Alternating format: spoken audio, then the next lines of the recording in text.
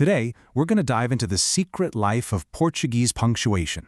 We're going way beyond the boring textbook rules to see how these tiny little marks aren't just about grammar. They're what actually shape the rhythm, the emotion, and the whole character of the language. I mean, think about it for a second. When you're just texting someone, how do you make sure they know you're excited? Or that you're asking a real question and not, making some kind of demand? Well, the answer is punctuation. It's basically the body language of the written word. And this slide just drives that point right home. Look at this. A single mark completely flips the entire tone. A period, it's just a statement of fact. A question mark turns it into a puzzle. And an exclamation mark, bam! It's suddenly full of life. You've got the same exact words, but they're living in completely different worlds. So, here's our game plan for today. We'll start with punctuation's hidden power. Then we'll breathe through the basics that you probably already know. From there, we'll get into the marks that organize complex ideas, explore how Portuguese gives text a voice, and then we'll see it all come together in a real-world example. Okay, let's start by just reframing how we think about this. Punctuation isn't just about not making mistakes. It's the soul of the text. You can almost think of it as the director, telling the reader exactly how to perform the lines, where to pause, what to emphasize, and which emotion to bring to the table.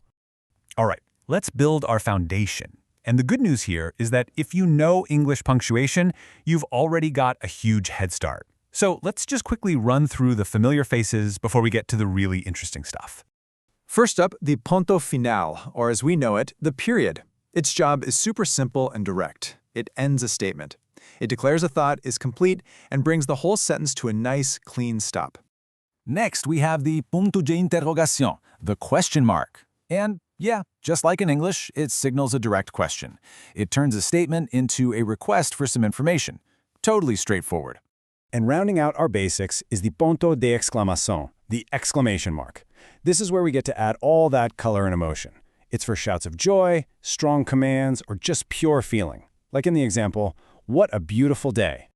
Okay, with the basics totally covered, now we can get into the more nuanced tools. This is where we really start to see how Portuguese builds these elegant, complex sentences. These marks are absolutely crucial for directing the flow of information. A vírgula, or comma, is the master of the short pause. It doesn't just separate things in a list, it also sets apart extra information.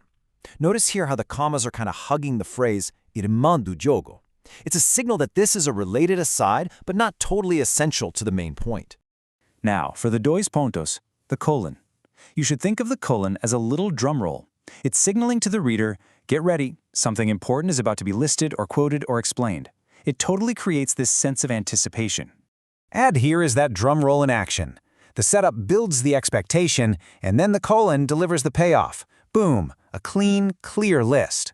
It's a beautifully simple way to get information organized.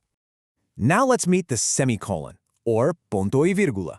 In Portuguese, this thing is a real powerhouse for organization. If a comma separates individual words, the semicolon separates bigger, more complex ideas. It's perfect for managing lists where each item is its own full phrase. This is the perfect example of why the semicolon is so darn important. Just look at this doctor's schedule. Each entry already has its own commas and colons. Using semicolons to separate the main points is what brings order to what could be total chaos and makes it all perfectly readable. Now, let's look at the punctuation that really brings characters to life on the page. This is how Portuguese gives text a voice, inserting dialogue and thoughts directly into the story. So if you've ever read anything in Portuguese, you might have noticed this. Two different styles of quotation marks.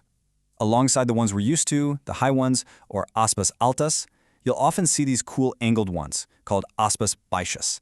They do the exact same job, but they give the text a really unique visual style. But a lot of the time, for dialogue, Portuguese prefers something even more direct, the travessão, or the dash. Instead of cluttering up the page with quotation marks, a simple dash can signal that someone is about to speak. It's so clean and really effective. Look at how cleanly this works in a conversation. That one little dash at the beginning is all it takes to signal a line of dialogue. It's such an elegant solution that just drops you right into the middle of the scene. And the conversation continues. Again, the dash leads the way. But wait, notice something else here, the reticentious or ellipsis. Those three little dots perfectly capture Luis trailing off. his hesitation made visible right there on the page. It's another small but super powerful tool for showing nuance. Okay, so for our final section, let's take everything we've learned and apply it to a more complex, formal piece of text. This is where you can really see how all these marks work together to build a sophisticated and crystal clear message. So we're looking at a text about the Kalusta Gulbenkian Foundation. Right away, notice the punctuation at play. We see those aspas baixas, used for the official name. And then, there it is, our classic drum roll, the colon, telling us to get ready for the list of its essential principles. And here we see the power of the semicolon in full force. In the original text, these three distinct points are separated by semicolons. Why? Because each one is a complete idea on its own. The semicolon acts like a heavy-duty separator, giving each principle its own space while keeping them all connected in one list. It's a masterclass in organization. You know, at the end of the day, punctuation is so much more than just a set of rules. It's not about being correct. It's all about expression. It's like the DNA of the written word, a code that conveys tone, rhythm, and clarity, giving a language its own unique fingerprint. And that leaves us with one final thought. The next time you read something, or even write something, pay a little extra attention to those tiny marks. What are they really telling you? What emotions are they shaping? What rhythms are they creating? What stories are hiding in your punctuation?